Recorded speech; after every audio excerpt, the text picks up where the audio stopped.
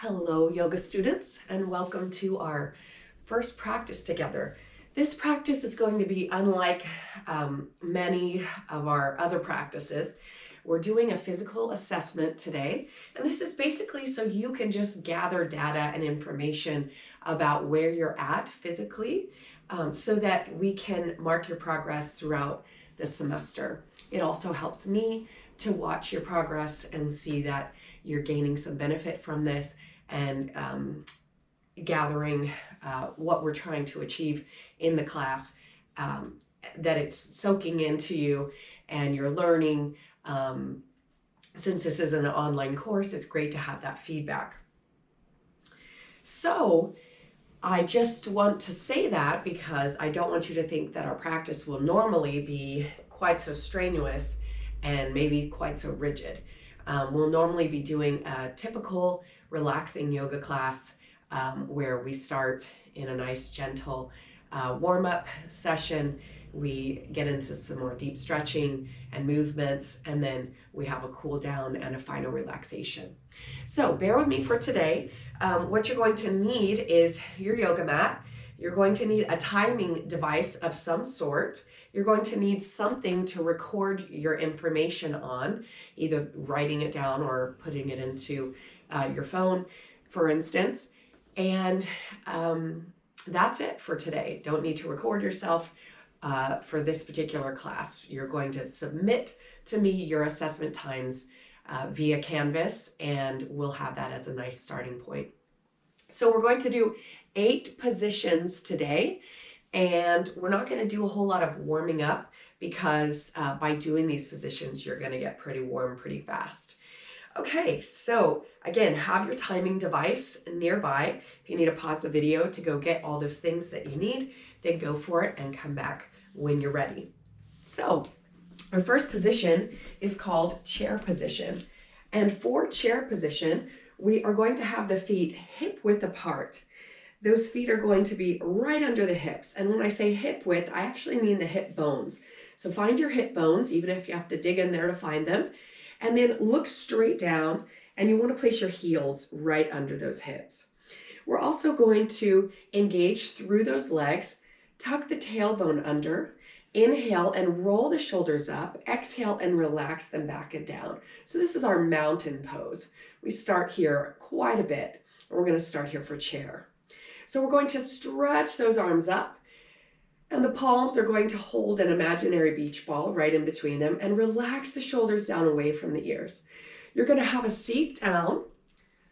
Good. And make sure you can see your toes beyond your knees and your weight is in your heels. You're going to look down at the floor about 3 feet in front of those toes. Let me show you what this looks like from the side. The head is right between the arms. You're looking out in front of you. Weight is in the heels, and the breath is nice and deep. So once you feel like you're pretty good and secure in this position, we're going to come out of it and you're going to time yourself. So go ahead and grab that timing device. Get yourself ready, set. Inhale those arms up. Have a seat down.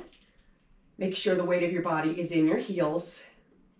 Start your time and breathe through this.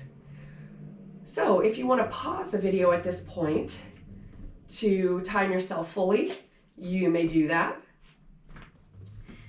and come back to the next position when you're ready. All right, so for our next position, I've got a little visitor you're going to see quite frequently throughout the semester. This is Brittany, and she's a little yoga dog who likes to participate. I know many of you at home also have kids, dogs, cats, all that are super curious when we get on the floor. So you're going to have your own buddies as well. Our next movement is a yoga push-up, which is a tricep push-up rather than a chest push-up. So take a look at how we're going to do this. We're going to have hands under shoulders, knees under hips to start. This is our all fours position. We start from here quite a bit. We are going to I'm going to show you first the easiest version of this, which would be to drop those elbows straight back and down and then come up. Just right there with the knees underneath the hips. Now, if you'd like to make it more challenging, move your knees back about 6 inches or so. Then we're going to come down, and again, look at how my elbows are dropping directly straight back, not out to the sides. And notice, if you put your middle fingertips pointing toward the short end of your mat, you're going to have no choice but to go straight back. So that's a really good way to help yourself. If you turn those hands out to the sides or even in, your push-up and your elbows are going to be moving out to the side, and it's going to be more chest and back work. So the more challenging position beyond here would be lifting one leg, and then more challenging beyond that would be lifting two legs. So we're going to go at the same pace on this, and I want you to really watch yourself and pace yourself when you're counting your repetitions. So we're going to inhale, exhale down, inhale up, that's 1. And down, exhaling, inhale up, that's 2. Down and up, that's 3. So if you choose to have a modification, that's perfectly wonderful. Just write down that you did do a modification so you can submit that with your assessment results. And you would just put, I dropped my right knee down and I had that knee 6 inches from my hip. Or I started on my knees right under my hips, or I did this. It's implied that you did the full tricep push-up if you don't have any modifications there, that your knees were up. Okay, so if you would, pause your video and go ahead and get your repetition time, as many as you can do correctly, and write that down and come back for the next movement, which is down dog. All right, so for down dog, a very, very popular and commonly done position in yoga class. We'll do it hundreds of times this semester. We start in an all-fours position for down dog. So the hands are underneath the shoulders, the knees are underneath the hips. The back of your head is an extension of the spine. The belly button is pressed into the spine as well. So we call this also tabletop position or all fours, because we want to imagine the back nice and flat, sturdy and strong to start from. You're going to tuck the toes underneath and drop your bottom down to your heels. Ears are going to be right between those biceps, and then you're going to straighten the legs and relax your head and neck down. Now, I've been doing yoga for about 20 years, so it's taken me a long time to get my heels to the floor and my head this close to the floor. So you just want to work on getting those heels down to the floor. And if it helps, you can bicycle those knees. You can relax that head a little bit heavier.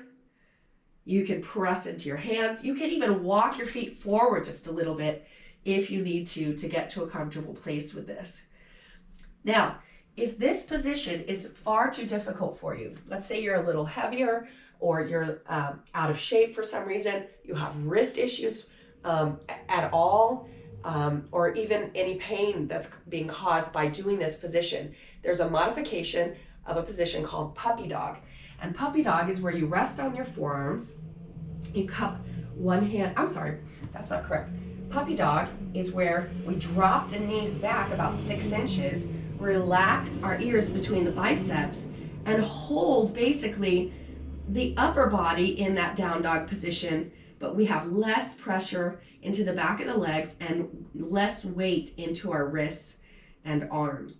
So this is a good way to build up strength to eventually be able to move into that down dog position if you need to take this. So if you cannot do down dog today, your modification is to do puppy dog like so, and time yourself for that.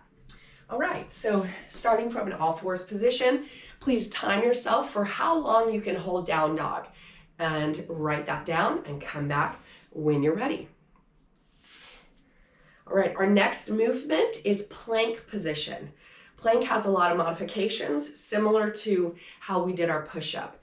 So for plank, you're going to come to that all fours position, and you may keep your arms straight, or you may drop down to the forearms and cup one hand inside of the other. I personally like to be on my forearms because the weight is distributed across those forearms rather than just straight into my wrists and hands, but it's up to you. So for some of you, this may be enough of a challenge. Again, dropping the knees back is going to engage those abs and make it more challenging. Lifting one leg up will make it more challenging. And finally, a full plank is having both knees up, looking down at the space between your wrists, squeezing the belly button into the spine, and holding nice and strong. Again, this is perfectly acceptable as well for your plank to be on straight arms. You can also alternate halfway through as you're timing if that helps you stay in it longer. We just want to go for as long as possible in this position for our assessment today. So time yourself in plank position, and I'll see you for the next one. Our next pose is boat pose. Boat pose is very abdominal intense. So for boat pose, I'm going to show you from the side. We're going to be basically a bit of a boat in the water. So if you imagine your arms and your legs at the top of the water, and the head is the boat or sailboat coming out of the water, and everything below the arms and legs is in the water. That's why we call this boat, B-O-A-T. So there's 3 options for boat pose. The easiest way to do it is to keep your toes pressed down into the floor, but your heels lifted. Next level is having your shins parallel to the floor, and then the final level is having those toes pointing up to where the wall and ceiling meet with straight legs. So a lot of activity going on in the abs here. Shoulders, you want to relax them away from the ears. Notice my back is nice and long and on a diagonal. So you want that V shape in the body, all right? But if you need to start with those toes on the ground, because this really is super challenging, then just start there. And I promise you, as we get stronger throughout the semester, you're going to be able to go up to a different level. All right, so getting your timing device and getting set in boat pose, go ahead and lean that back body and bring those legs up, time yourself, and come back when you're done. All right, so now we're moving into laying on the floor in something called hip bridge. So now we're going back in chair pose where we were using those glutes and the hamstrings. Now we're going to move into using the glutes and the quads, the top of the thighs. So resting on the floor, you're going to stretch your arms up overhead so that we're not going to use those to support us. We're going to bring the heels as close to the bottom as possible.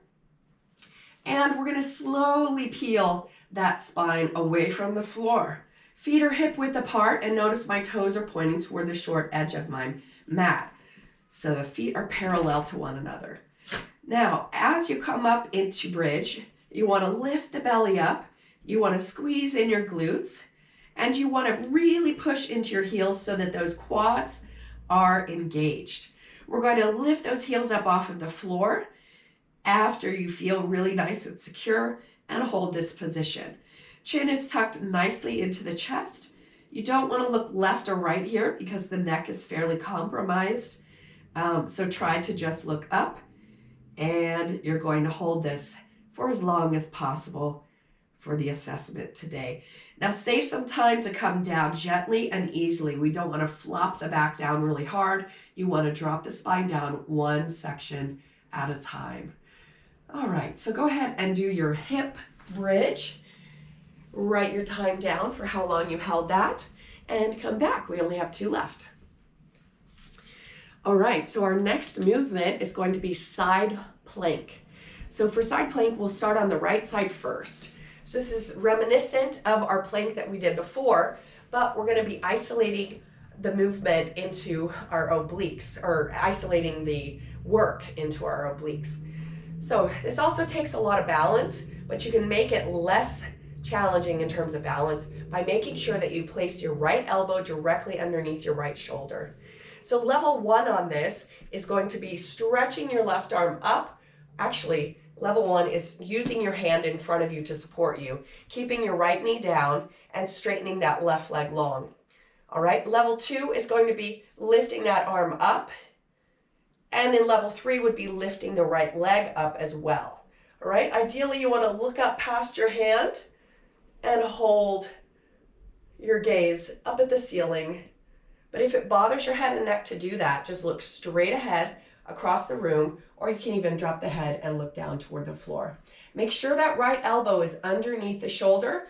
Otherwise, you'll be fighting balance or fighting to find your balance. If that elbow is anywhere forward or back, you're going to be struggling just to hold your plank. All right, so find what level works for you and do your plank on this side. Then you're going to move to the other side for a different time. So you're doing side plank right, side plank left, and those are 2 different individual times that you will write down for your assessment. So you should have a total of 8 poses and times or repetitions in the case of the push-up. And you will be submitting those to me using the instructions that are on Canvas. So great job today. I know it's quite a bit of work and it's a great workout, and we are going to do some more fun stuff starting next week with our regular yoga practice. So pat yourself on the back, stretch yourself out a bit afterwards, and drink lots of water to help hydrate your body. I will see you next time.